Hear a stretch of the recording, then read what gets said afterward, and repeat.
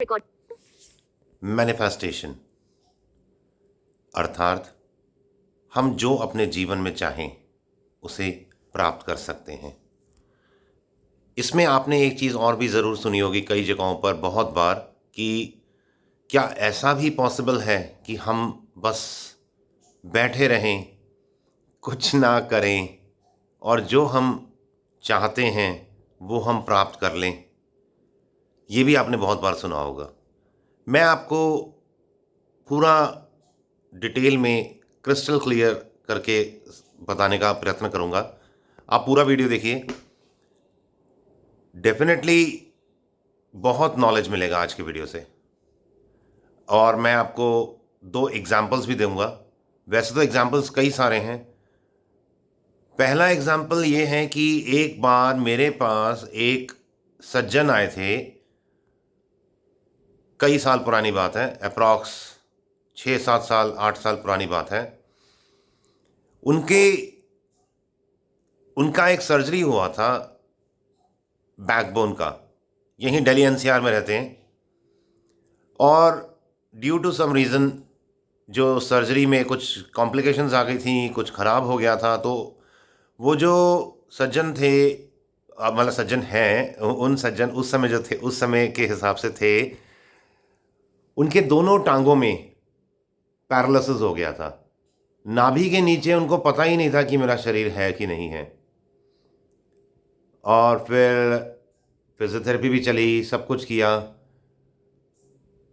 मेरी उनसे जब बात हुई तब मैंने उन्हें कुछ टिप्स बताए, उन्होंने वो किया। आज की डेट में जो डॉक्टर्स कहते थे कि वो चल फिर नहीं सकेंगे अब कभी भी, वो चलते फिरते हैं, लाइव हैं, यहीं दिल्ली एनसीआर में रहते हैं। एक एग्जाम्पल और है। एक लेडी मेरे को मिले थी, साल 1.5 साल पुरानी बात है, आफ्टर कोविड। उनकी मैरिज नहीं हो रही थी और उन्होंने हर प्रकार के प्रयत्न कर लिए थे, बहुत कोशिश कर रहे थे, पूरा परिवार मिलके बहुत कोशिश कर रहा था। तो उनको भी मैंने एक ऐसे ही मैनिफेस्टेशन का तरीका बताया था, जिससे उनका भी विवाह 1.5-2 महीने में ही परिवार की सम्मति से बहुत अच्छी जगह पे हो गया।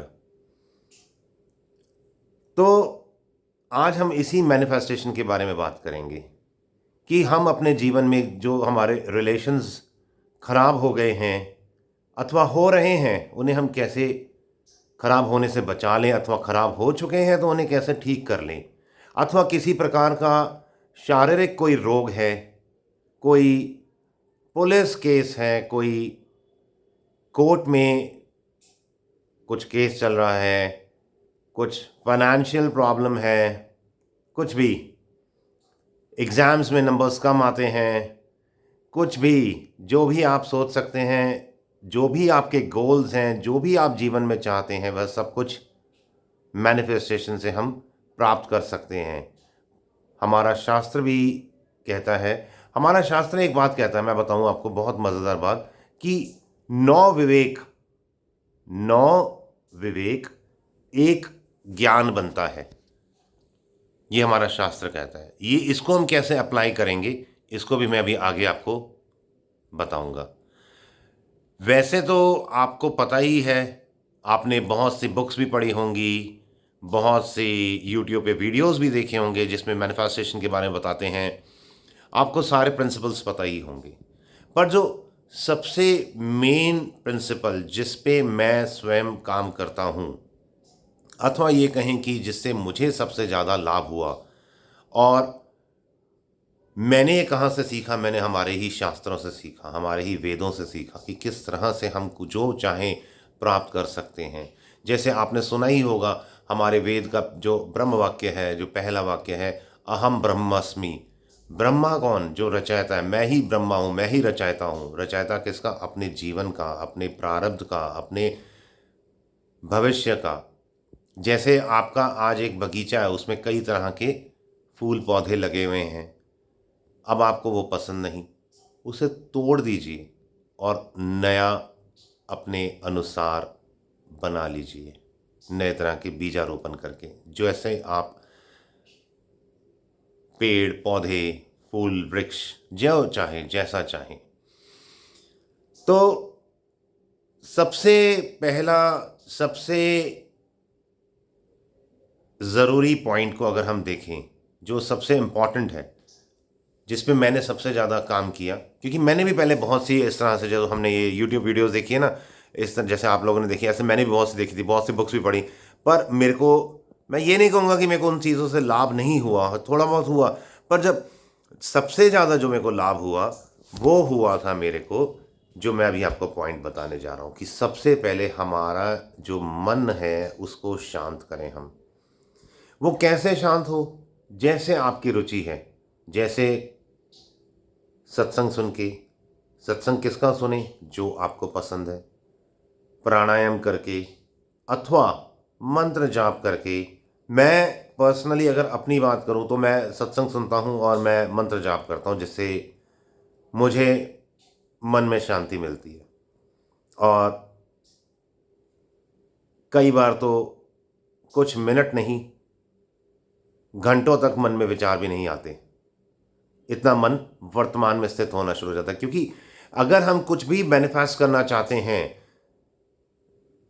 तो हमें सबसे पहले इस वर्तमान में टिकना पड़ेगा, और जितने लंबे समय तक हम मन को इस वर्तमान में टिकाएंगे, जैसे सपोज करो, जैसे भी हमने बात की ना, कि जब तक हम नया फूल कब लगा पाएंगे, नया पौधा कब लगाएंगे? जब हम पुराना निकाल देंगे। और पुराना निकालने के बाद धरती एकदम शून्य हो जाती है। अथवा आपके पास कोई कप है या कोई ग्लास है या कोई बर्तन है, उसमें कुछ एक वस्तु पड़ी है, अब उसमें आपको दूसरी वस्तु डालनी है, तो पहले आप उसको खाली करें और उसको फिर मांझें, धोएं। धोना मांझना होता ना, फिर जो चाहे वो डालें। और जो डालते हैं उसके लिए भी हमारे को प्रयत्नपूर्वक पूर्ण एकाग्र से डालें, कि जिस तरह से वो इधर उधर छलक ना जाए, कहीं इधर उधर बाहर बह ना जाए, गिर ना जाए। तो प्राणायाम है, ध्यान है, मंत्र जाप है, सत्संग सुनना है, ये सब जो होगा, इससे हमारे जो पुराने अभी तक जो हमारे मन में विचार चल रहे थे, वह विचार खत्म होने शुरू हो जाएंगे।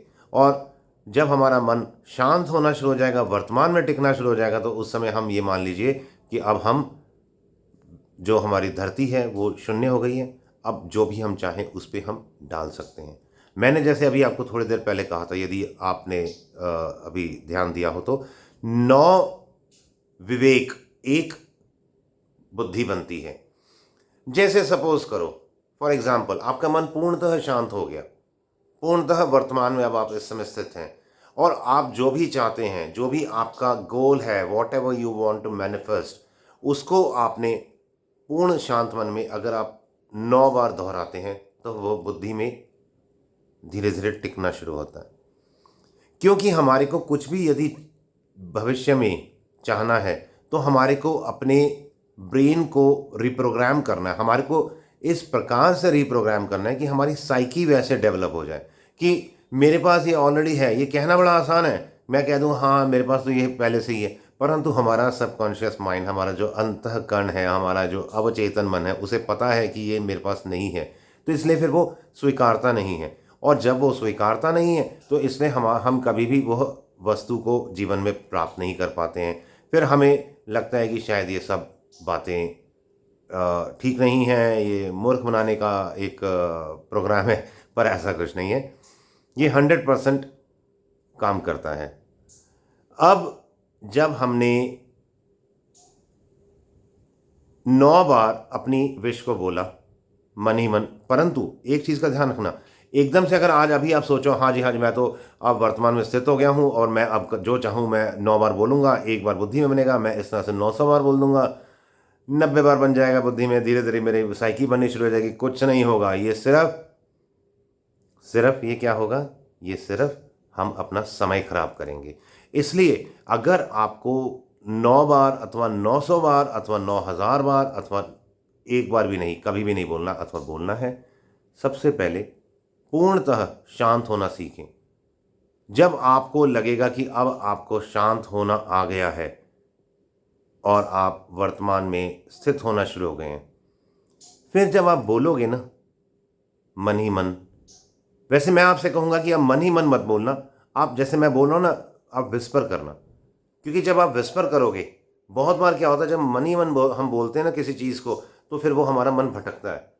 तो आप जो चाहते हैं कि जैसे आप चाहते हैं, मानो आपका कोई शारीरिक कष्ट है अथवा कोई आर्थिक कष्ट है, तो मेरे को ये चीज़ मिल रही है, मैं इसको बहुत एंजॉय कर रहा हूँ, मेरे पास हर रोज़ 1 लाख रुपए मैं हर रोज़ कमा लेता हूँ, अथवा मैं निरोग हो रहा हूँ, निरोग निरोग नहीं बोलेंगे इसमें हम, जो भी आपका रोग है, कि भाई मैं आराम से, अगर सपोज़ करो घुटनों में प्रॉब्लम है अथवा कमर में प्रॉब्लम है अथवा, तो मैं आराम से चल फिर सकता हूँ, मैं और अब चल फिर सकता हूँ। और जब आप इस तरह से विस्पर कर रहे होगे ना कि मैं चल सकता हूँ, तो ऑटोमेटिकली वो विजुलाइज होना शुरू हो जाता है। और जिस समय हमारा मन शांत होता है और उस समय जब हम कुछ भी विस्पर कर रहे होते हैं, तो हमारे जो विजुलाइजेशंस हैं, वो जो दृष्टांत होता है अंदर, वो बहुत क्लियर होता है, बहुत स्पष्ट होता है। तो इस तरह से धीरे धीरे हमारी साइकी बननी शुरू हो जाएगी, और उसके बाद कुछ टाइम बाद जो हम चाहते हैं वो धीरे धीरे हमें नज़र आएगा, हम महसूस करेंगे, अनुभव करेंगे कि हमें वो प्राप्त होना शुरू हो गया। अच्छा, मैंने शुरुआत में, वीडियो की शुरुआत में एक बात बोली थी कि ऐसा भी हो सकता है कि हम कुछ भी ना करें, कुछ भी ना करें, और फिर भी हमें वस्तु मिल जाए। ये पॉसिबल है, ये 100% पॉसिबल है, परंतु ये तभी पॉसिबल है जब, जैसे कि हमारे को कुछ भी वस्तु चाहिए अथवा व्यक्ति से रिलेशन बनाना है, या जो भी आपकी एक इच्छा है, हर इच्छा की अपनी एक वाइब्रेशन होती है। आज हमें वो व्यक्ति, वस्तु, पदार्थ नहीं मिल रहा अथवा नहीं मिल रहा क्योंकि हमारी अपनी फ्रीक्वेंसी उस व्यक्ति, वस्तु, पदार्थ से बहुत कम है। तो अगर हम मन को शांत करते हुए अपनी वाइब्रेशंस को, अपनी फ्रीक्वेंसी को बहुत ज़्यादा बढ़ा दें, और उस जो व्यक्ति, वस्तु, पदार्थ चाहते हैं उससे ज़्यादा फ्रीक्वेंसी पे हम वाइब्रेट करना शुरू कर दें, तो फिर हमारे को वो मिलेगा। और सेकेंडली, दूसरा एक और इसका एक पहलू है, इसका एक दूसरा दृष्टिकोण और भी है कि जब मन शांत होता है, और मन जब शांत होता है, धीरे धीरे जब हमारा मन एकाग्र होना शुरू होता है, तो वैसे ही हमारे शरीर में इतनी ऊर्जा होती है, इतनी शक्ति आ जाती है कि हम टिक के बैठेंगे ही नहीं, हमारे को कुछ ना कुछ कार्य करना ही होगा। तो आज हमारी वाइब्रेशंस कम हैं, उस वजह से हमारी बुद्धि की जो कौशल भी कम है। आप बुरा ना मानना, पर ये फैक्ट है, ये सच्चाई है। परंतु जैसे जैसे मन एकाग्र होता जाएगा, जैसे जैसे हमारी फ्रीक्वेंसी, हमारी वाइब्रेशन लेवल बढ़ता जाएगा, हमारा एकाग्रता बढ़ता जाएगा, हमारी धारणा शक्ति बढ़ती जाएगी, तो हमारी उतनी ही स्फूर्ति, हमारी उतनी ही शारीरिक शक्ति, मानसिक शक्ति भी बढ़ती जाएगी। तो हम बैठ ही नहीं पाएंगे, हमें रुचिकर ही नहीं होगा। आज आलस्य है, आज प्रमाद है, आज हमारे मन में पलायन है, इसलिए हम कुछ नहीं करना चाहते, और इसीलिए हम अलग अलग तरह की बातें सोचते हैं कि काश बैठे बैठे ही मिल जाए, परंतु उस वक्त ऐसा नहीं सोचेंगे। और मेरे ख्याल से मैंने आपको जो जो बातें बोली हैं, मैंने आपको इनफैक्ट 2 एग्जांपल्स दिए हैं, ऐसे तो सैकड़ों एग्जांपल्स आपके हो सकता है जीवन में भी हों, नहीं तो मैं ही कितने ही और ऐसे एग्जांपल्स दे सकता हूं जिससे लोगों को बहुत ही ज़्यादा लाभ हुए हैं। ये सारा जो खेल है, ये सारा खेल है अपने दिमाग को रीप्रोग्राम करना, हमारे अपने दिमाग, अपनी एक जो साइकी है। क्योंकि मैं जो चाहता हूं, मेरे को ऐसा अंतःकरण से फील नहीं हो, जैसे आज मेरे पास सपोज करो मोबाइल पे, ये यूट्यूब पर ये एक वीडियो है, तो इसके लिए मेरे मन में किसी प्रकार का कोई संदेह थोड़ी ना है, निस्संदेह ये मेरा ही है, मेरे पास ही है। तो सबकॉन्शियस लेवल पे ही अंदर तक बैठा हुआ है, अंदर तक ये फीडेड है। उसी प्रकार जो भी हमारी इच्छा है, हमारे को वो उस लेवल तक ले जानी है। एक बात और मैं कहूँगा, अगर आप सपोज करिए किसी व्यक्ति के लिए कर रहे हैं, यदि आप पुरुष हैं अथवा स्त्री के लिए कर रहे हैं, और स्त्री है तो पुरुष के लिए कर रहे हैं, तो मैं ये कहूँगा कि आप किसी इंडिविजुअल के लिए ना करें। हाँ, अगर वो आपके रिलेशन में है, तब आप उस व्यक्ति के लिए मैनिफेस्ट करें, परंतु यदि आपका उससे किसी भी प्रकार का कोई रिलेशन नहीं है, तो आप जो क्वालिटीज़ चाहते हैं उस क्वालिटीज़ को मैनिफेस्ट करें, क्योंकि हर व्यक्ति का अपना एक अलग सोल एजेंडा होता है। हर व्यक्ति न जाने किस लिए जन्म लिया है उसने, उसका अपना ही कुछ प्रारब्ध होगा, हमारा अपना प्रारब्ध होगा। हम अननेसेसरली किसी और के प्रारब्ध में अपनी टांग अड़ाएँ उसकी अपेक्षा, अगर तो अननोन व्यक्ति है तो कभी भी अननोन व्यक्ति के लिए अथवा रिश्ता नहीं है आपका उससे, तो उसके लिए मैनिफेस्ट ना करना। हाँ, अगर अपना कोई रिलेटिव है, हस्बैंड वाइफ का रिलेशन है, अथवा पिता है और पुत्र के साथ, अथवा पुत्र है पिता के साथ, माता पिता पुत्र भाई बहन, या कोई और चाचा ताऊ मामा, कोई इस तरह से अपना रिलेशन है, वहाँ कर सकते हैं। परंतु ध्यान रखना, हर किसी का अपना सोल एजेंडा होता है। कभी भी अपनी स्वयं की इच्छा पूर्ति के लिए हमें कभी भी दूसरे का कुछ भी अहित नहीं करना, ये चीज़ का हमेशा ध्यान रखना। नहीं तो कर्म की गति तो होती ही है, और हमें पता ही है प्रकृति का नियम है, जो हम देंगे वो लौट के आएगा। और वासना रहित होके करना जो भी करना, क्योंकि मन शांत ही तभी होगा ना जब वासना रहित होगा। तो मन को शांत करें, स्वाभाविक रूप से एकाग्रता आ जाएगी, अपने आप धारणा शक्ति डेवलप होनी शुरू हो जाएगी, अपने आप सब कुछ जो आपकी इच्छाएं हैं, जीवन में जो चाहते हैं, वो मिलना शुरू हो जाएगा। बहुत मंत्र जाप करें, पूर्णतः एकाग्र होकर। जब मंत्र जाप करते हैं तो उस समय सिर्फ मंत्र पर ही पूरा कंसंट्रेशन होना चाहिए। विचार आते जाते रहेंगे, उनकी ओर ध्यान ना दीजिए, अपना ध्यान सिर्फ मंत्र पर रखें। सत्संग सुने, जिस भी आचार्य अथवा साधु महात्मा का, संत का सत्संग आपको पसंद है, उनका सत्संग सुने, बहुत ज़्यादा सुने, ध्यान में बैठें, परंतु मन को पूर्णतः शांत कर दें। एक बार मन शांत होना शुरू हो गया, आप उस स्थिति में, उस गति में आ गए, जो चाहोगे मिलेगा। वेद ने पहले ही कह रखा है, अहम ब्रह्मास्मि।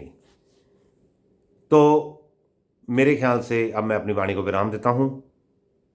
किसी प्रकार का आपका कोई प्रश्न हो तो आप पूछ सकते हैं, और मन को बहुत शांत रखें, माता पिता की सेवा करें, हर किसी का हित के बारे में ही सोचें, और वाणी को हमेशा बहुत